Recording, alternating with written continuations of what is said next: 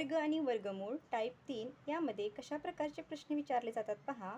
तर वर्गमुळात पॉईंटच्या संख्या दिल्या असता त्याचे वर्गमूळ काढा असे म्हटले जाते. तर हे पण फार सोपं आहे बघा. ह्याला एक ट्रिक आहे की वर्गमुळात जितकी घरे सोडून पॉईंट असेल त्याच्या निम्मी घरे त्याच्या काय येतात वर्गमुळात येतात. म्हणजे पूर्वी दिलेल्या संख्येत म्हणजे वर्ग जसा काढायचा आहे त्या वर्गात दिलेल्या संख्येच्या काय करायचे निम्मे पॉईंट ह्या उत्तरात द्यायचे. मग बघा 1 2 3 4 5 6 6वा घरे सोडून पॉईंट आहे. मग ह्या 441चं वर्गमूळ आपल्याला माहिती आहे की 21 येते. मग घरं किती सोडायची तर 6च्या निम्मी. तर 1 2 3 4 6च्या निम्मी किती होतात 3 घरे. 1 2 3 तर काय करायचं 3 घरं सोडून काय द्यायचा पॉईंट द्यायचा. नंतरचं पहा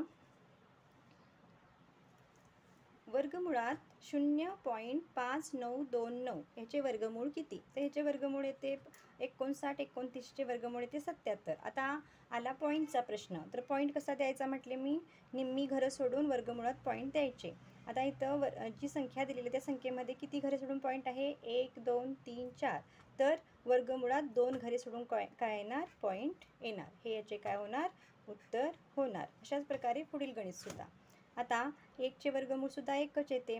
आता दशांश चिन्हाचा प्रश्न आहे. तर किती घरे सोडून आहेत पहा 1 2 3 4 5 6 7 8. 8 भागिले 2 करा. तर 4 घरे सोडून काय येणार पॉईंट येणार. 1 2 3 4 4 घरे सोडून पॉईंट हे याचे काय आहे योग्य उत्तर आहे. नंतरचं गणित पहा वर्गमुळात 0.005625 भागिले किंवा छेद 0.25. आता ह्याचे वर्गमूळ कसे काढायचे. तर ह्या 5625चे वर्गमूळ आहे 75 आणि दशांश चिन्ह घरं किती सोडून द्यायची. त्या पूर्वी दिलेल्या संख्येत आहेत 6 घरे. 1 2 3 4 5 6 किती घरे आहेत 6 घरे आहेत. तर वर्गमुळात किती येणार 3 घरे येणार. वर्गमुळात किती येणार 3 घरे येणार. बघा 1 2 3 4 5 6 3 घरे सोडून काय येणार पॉईंट. आणि ह्या 5चे वर्गमूळ 25चे वर्गमूळ 5 आणि किती घरे सोडून पॉईंट ही 2 घरे आहेत. 2च्या निम्मे 1 घर सोडून पॉईंट. आता भाग लावा. 5 एके 5 5 एके 5 राहिले 2 5 5 25 काय आले 15 आहे उत्तर. आता पॉईंटचा प्रश्न आहे. आता खाली वरती 1 2 3 घरे आहेत आणि खाली 1 घर आहे. तर ह्या 1 2 3 मधनं हे 1 घर वजा करायचं.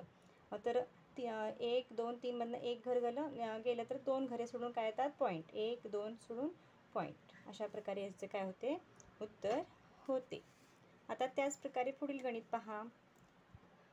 वर्गमुळात 1.69 अधिक वर्गमुळात 1.44 छेद वर्गमुळात 6.25. आता ह्यांची सर्वांची आपल्याला वर्गमूळ माहीत आहेत की 169चे वर्गमूळ किती 13. 144चे वर्गमूळ किती 12 आणि 725चे वर्गमूळ किती 25. दशांश चिन्हाचा प्रश्न कसा 2 घरे सोडून आहेत त्याच्या निम्म 1. 2 घरे सोडून आहे त्याच्या निम्म 1. 2 घरे सोडून आहे त्याच्या निम्म 1. आता करा बेरीज. ही किती होते 3 नी 2 5 1 1 2 छेद 2.5 आहेत तसे 25 एके 25 किंवा 2.5 एके 2.5 म्हणजे ह्याचं उत्तर काय येणार 1 असे येणार. त्याचप्रकारे पुढचे गणितसुद्धा पहा. तर इथं गुणाकार दिलेला आहे आणि बघा ह्या तिन्हीपैकी 2 संख्या दिल्या असतात. तिसरी संख्या आपल्याला काढता येते. तर आता त्यांनी काय म्हटलेत की वर्गमुळात 69.696 किंवा वर्गमुळात 69.6696 छेद 14.4 बरोबर किती. तर आपल्याला माहिती आहे की ह्या संख्येने भागले असता उत्तर हेच येणार 484. मग 484 आले. आता पॉईंटचा प्रश्न 1 2 3 घरे आहेत आणि छेदात 1 घर आहे. तर ह्या 3 घरातून हे 1 घर वजा केले की 2 घरे उरतात. म्हणून 2 घरे सोडून काय द्यायचा पॉईंट द्यायचा. मग 484चे वर्गमूळ किती येते 22. मग 22 लिहिले 2 घर सोडून पॉईंट आहे त्याच्या निम्मे वर्गमुळात 1 घर सोडून पॉईंट. अशा प्रकारे हे उत्तर येते. आता इथे मी टिप लिहून ठेवलेले आहे तुम्ही लिहून घेऊ शकता की दिलेल्या पॉईंटच्या संख्येचे वर्गमूळ ठरवताना प्रथम पॉईंटचा विचार न करता वर्गमूळ शोधावे. नंतर येणाऱ्या उत्तरामध्ये सुरुवातीला दिलेल्या संख्येमध्ये जितके पॉईंट असतील त्याच्या निम्मे पॉईंट द्यावेत म्हणजे उत्तरात द्यावेत. थँक्यू.